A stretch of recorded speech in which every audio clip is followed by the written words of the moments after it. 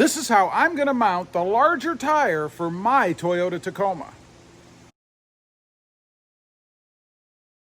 Well, good afternoon, and how are you today? Pretty good here, and I've made a decision. I've been struggling with this for I don't know how long, and that is how to mount the larger spare tire in the back of my Tacoma. Now, I thought about putting it on a bed rack. I have a bed rack that I haven't installed yet, obviously, but I am going to install it. And I had thought before about putting it on top of the bed rack. But as a lot of you guys pointed out, that could become a projectile in the event of an accident. Well, obviously, I don't want that to happen. And then also, I'd have to get it down off the top. You know, if it was bad weather, pouring down rain, whatever, I'd have to be screwing with that before I could do anything with it. So I thought of an alternative method, and what I'm going to do is I'm going to utilize these two threaded holes in the back of the bed. They're right, let's see, where are they? Right there. I'm going to utilize those two holes to mount my spare tire. Now, those two threaded holes are available in every Tacoma that I'm aware of, or at least the 3rd gen versions. So anybody can do this. So let me show you what I have in mind. Okay, let me show you what I'm thinking. First of all, remember those two threaded holes in the back of the bed there, or in the behind the cab, if you will. I'm going to mount a bar. Either this or probably this, because it's aluminum, it's a little bit lighter, and I'll have to drill holes. But the good thing about that is I can space these holes the way I need them to be spaced, which should make it even easier to do what I'm going to do. And I will cut this down, of course, to just a little bit wider than the area that those two holes takes up. But I'm going to go ahead, drill my holes, and I'm going to mount this via some screws, of course, to those holes. Then I'm going to mount 2 rods, I'll cut this about in half, coming out of this like so.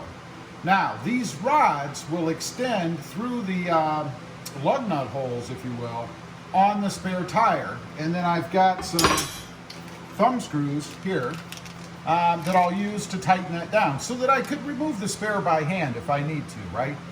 Now, I know some of you are going to say, well, so what? Somebody could come up there, unscrew those things, and take your spare tire.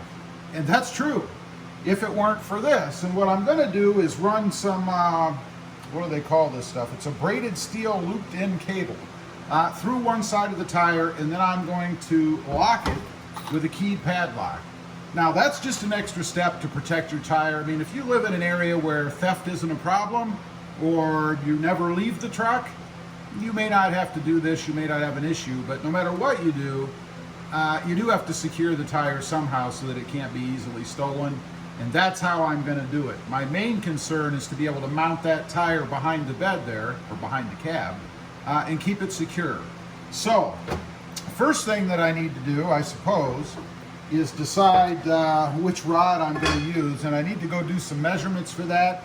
So I'm going to go out there and measure the distance between the center point of each of those threaded areas, or threaded holes on the back of the Tacoma there.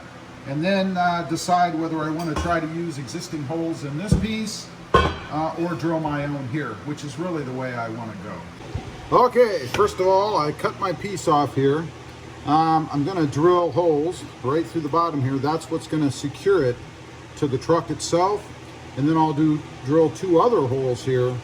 And that's what the rod here will be fastened to, going down through like so. You guys can see right there.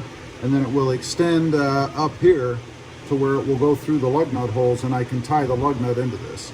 Is it starting to make sense yet? I hope so. So next, it's time to drill these holes and get this little bar ready to be mounted to the cab. Okay, here's our screw that we're going to drop down through here. Actually, it'll come up from the back like so. I'm going with a, I don't know what this is. I think it's a 15/64 drill bit. Let's go ahead, see if I can't get a hole in this puppy. I did tap the hole real quick with a little hole tapper thingamajigger.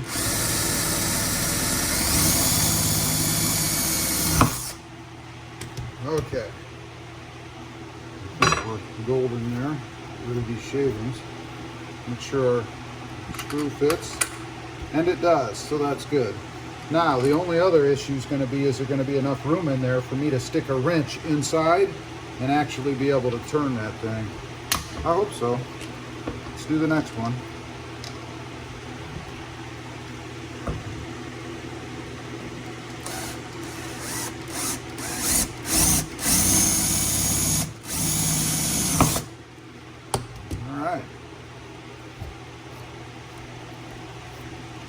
Shavings out of the way. Hopefully they're not going to my shoes. Every time I drill or cut metal, it seems the shavings go in my shoes and then start poking me in the foot. So I don't know.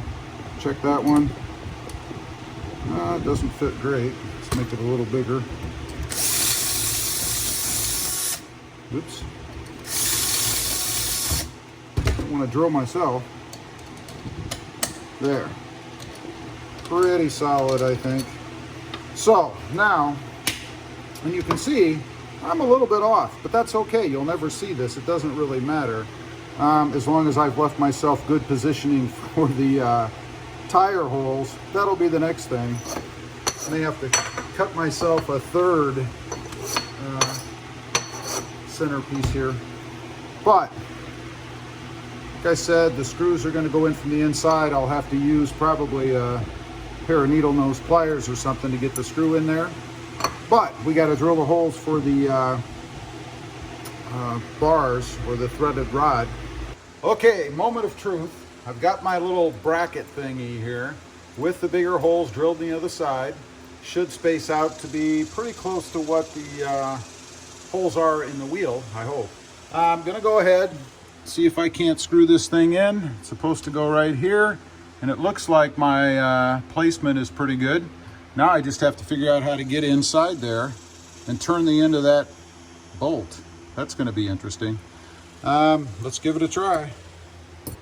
Now a smart man would probably go ahead and put some Loctite in here. So I think I'm going to do that. I'll be right back. Okay, I was not able to get those screws in there, so I had to make an adaptation.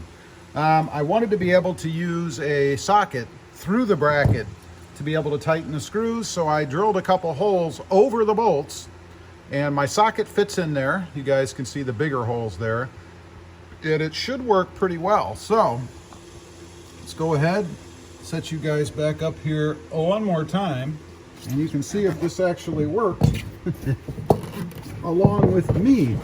So I'm going to go ahead, hopefully, put the screws in, and I should, in theory. Let's do the easier one first. I have that hole a little tighter, actually. Now, this one. And all right, so that's what the bracket's going to look like.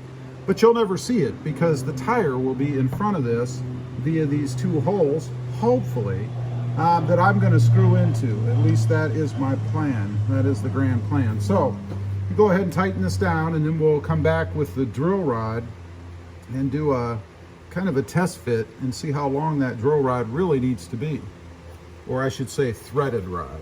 Okay, according to my highly scientific calculations, the drill rod should be about 8 inches long. So this end, or whatever end, will screw into the nut in my bracket, and then I have a wing nut that will go over this end up against a washer and a nylon washer that will hold the tire up against the wall of the truck. So that's what we're going to do next. I have to cut this rod. That should be fun. I had a couple of roadblocks. I actually had to go buy a vise so that I could cut this threaded rod. I didn't have any way to hold it. Once I had the vise, it was pretty simple. I also had to drill a second hole. You can see this thing's starting to look kind of holy. But still, I think it's okay. And that's because once I put the tire up here, it lined up pretty good with these two holes, not my original two holes. So we have another hole. It's not pretty, but it's going to be functional. So now I need to thread the rod through there, put a bolt and a lock washer on the back, tighten it up, and then lift the tire right here up. Let's go ahead and see about putting the threaded rod in there. Get you guys lined up. You can have a look at how this goes. Like I said, we have a nut and a lock washer we're going to put on there. So the plan, anyway, is to hold this on in the back and then go ahead and put the threaded rod through it. That's the plan. Okay, let's take a look. What I've done, I've got the bolt on in the back. You guys can see right in here. It's up against the back of my bracket. Hopefully on the other side too. Looks like it is. And then I put a couple of bolts here on the outside to sandwich the bracket here in between.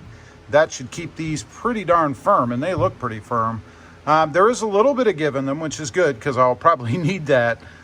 Next, we're going to go ahead and set the tire up here and see how this worked out. Okay, love it. Love it when a plan comes together. I should have shown you guys me lifting it up there. It's not that hard. You lay it down or you take it up there at an angle, and then you just push it back over the studs. The one on the left was a little bit tight, but just with a little arm power, that's all it took, I could move it over. So here's what we have. You guys can see right there, we have the studs coming through, the threads, the threaded rod that is. And now I'm going to put the thumb screws on there so that it's easy off. And then I'll show you how I'm going to secure it. Because obviously, if I have wing nuts, I keep calling them thumb nuts. If I have wing nuts on there and I can take them off, then so can anybody else.